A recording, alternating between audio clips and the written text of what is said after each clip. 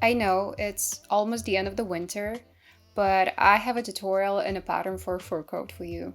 If you're new here, hi, my name is Valerie. I make sewn tutorials and sewn patterns. And yes, today we'll be sewing a faux fur coat. I believe it's better late than never. Besides, I don't know about where you live, but in my city it's definitely going to stay cold for quite a while. I choose a silhouette that I believe will always look stylish and timeless. I'll try to show everything in detail, but if something isn't clear, don't hesitate to ask questions in the comments, and I'll answer everything.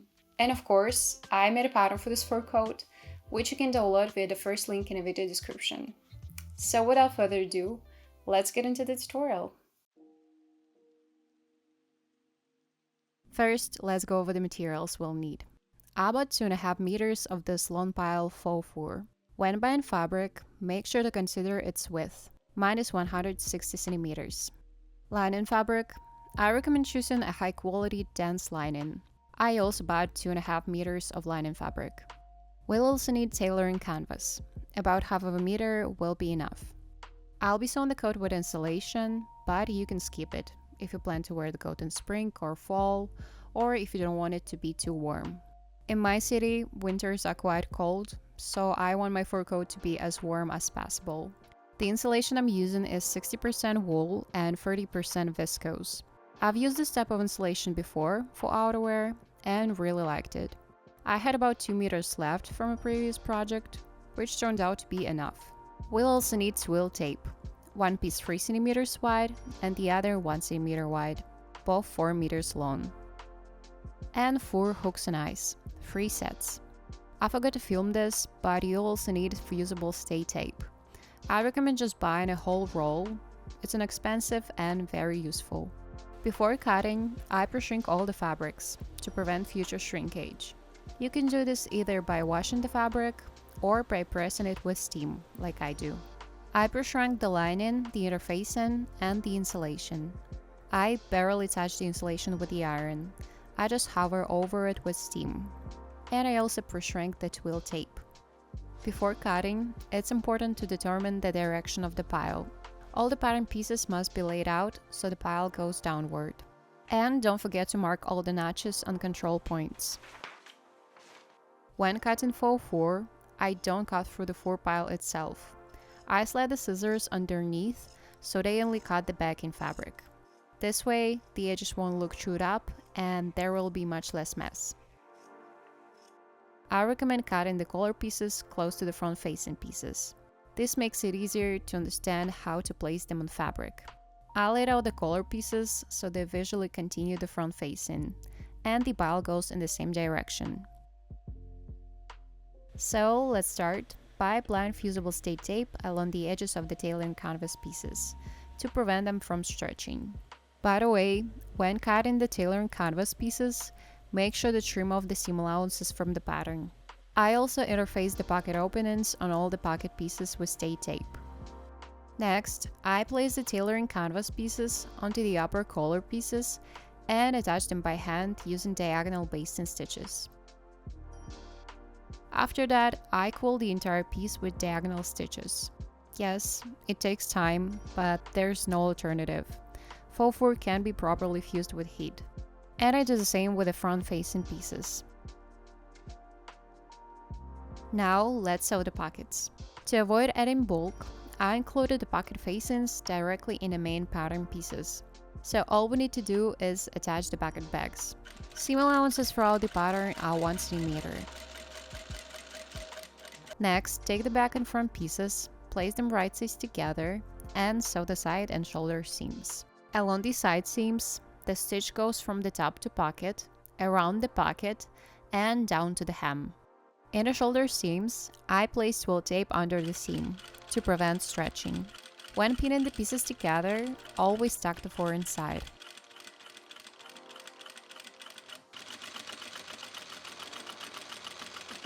After sewing, I trimmed all the fur out of the seam allowances and secured them in opposite directions with diagonal hand stitches.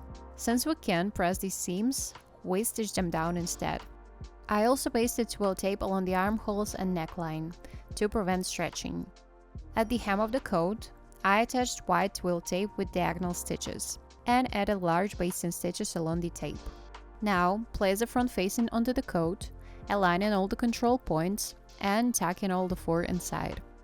And we stitch starting from the control point. At the bottom, I stop 3 cm before the edge. This is where we'll form the corner. Next, we fold the seam allowance toward the facing and secure it with diagonal stitches to create, actually, I don't know how it's called in English, let's say clean edge, so that from the right side you can see the seam between the fabrics. Then we attach back neck facing to the front facing by pinning it on both sides and sew it in place. I attached white twill tape to the sleeve hems. Now fold the sleeve in half, pin it while tacking the four inside, and sew the seam.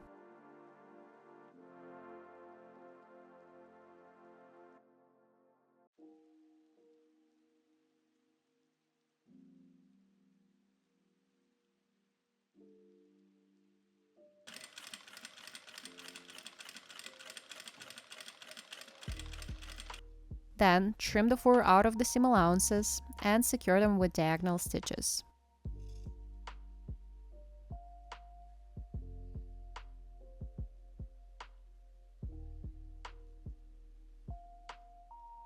To secure the sleeve hem, fold it up by 3 cm, fold it back halfway, and secure it with diagonal stitches.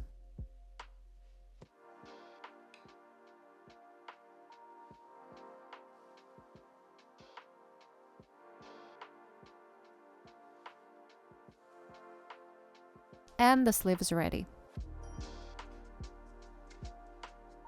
I pin together the lower collar pieces and the upper collar pieces and stitch them.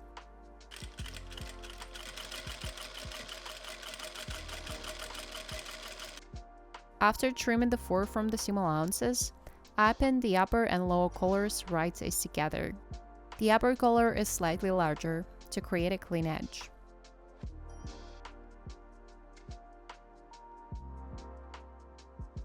I stitched from one control point to the other. Then folded the seam allowances toward the upper collar and secured it with diagonal stitches.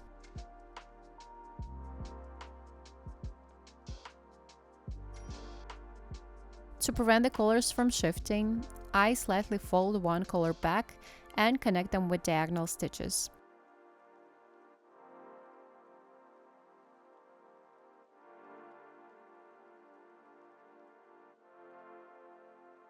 Next, I drew the collar. I fold it the way it will sit when worn and trim any excess from the upper collar, so both collars match perfectly.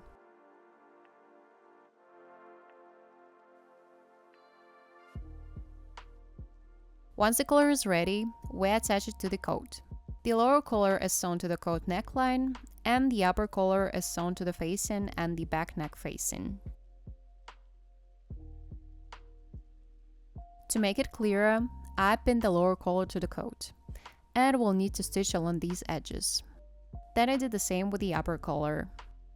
Finally, I connect both collars together with hand stitches using a back stitch, and the collar is done.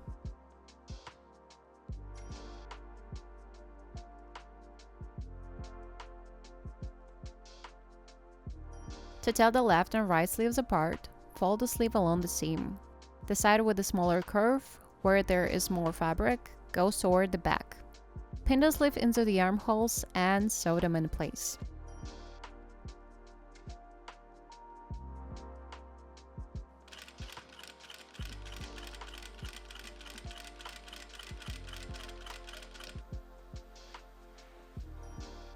Where we stop 3 cm before the edge, draw a line. On the left side, mark 3 cm from the hem. On the right side, 4 cm from the hem. Fold the facing over and stitch along this line. Do this on both sides. This forms a neat corner.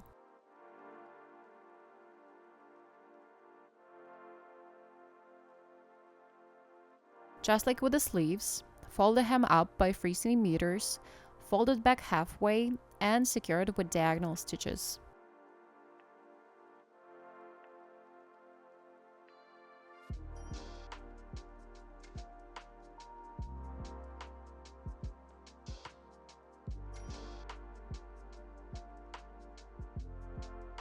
I transfer the hook placement marks from the pattern. Hooks are sewn to the facing, eye sewn to the coat. I make a small opening, insert the eye, and secure the tail with diagonal stitches.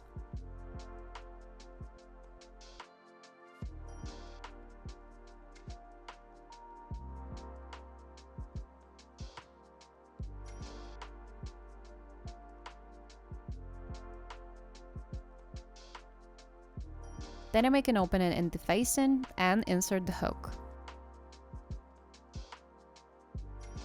Once the hook is in place, I visually mark where the other part should go, make an opening, insert it, and sew it in place.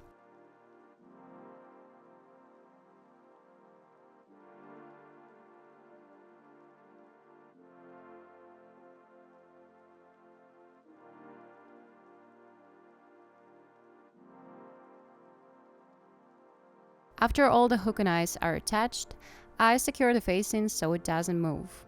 I fold it halfway and stitch it down with diagonal stitches. I also secure the pockets so they don't stick out. The last step is inserting the lining.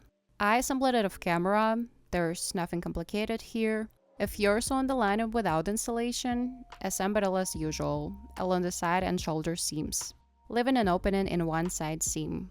If you're sewing with insulation, place the lining on top of the insulation and cut and stitch them together around the perimeter. Before cutting the back piece from the insulation, make a small pleat in the lining.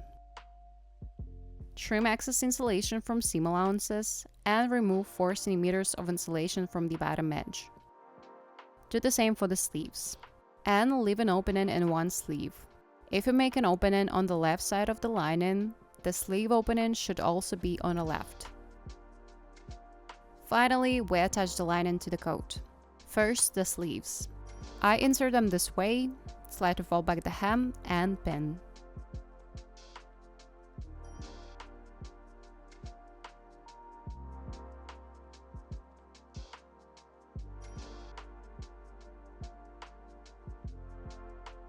Then I pin the lining to the coat everywhere except at the hem, and sew everything in place.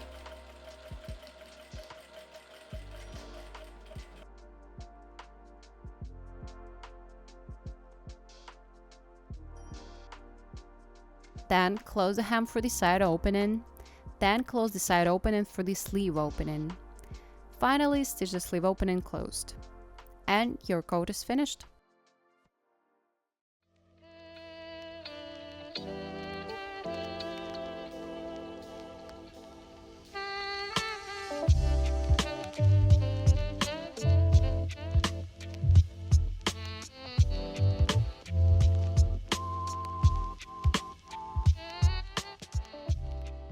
I hope you guys enjoyed this tutorial.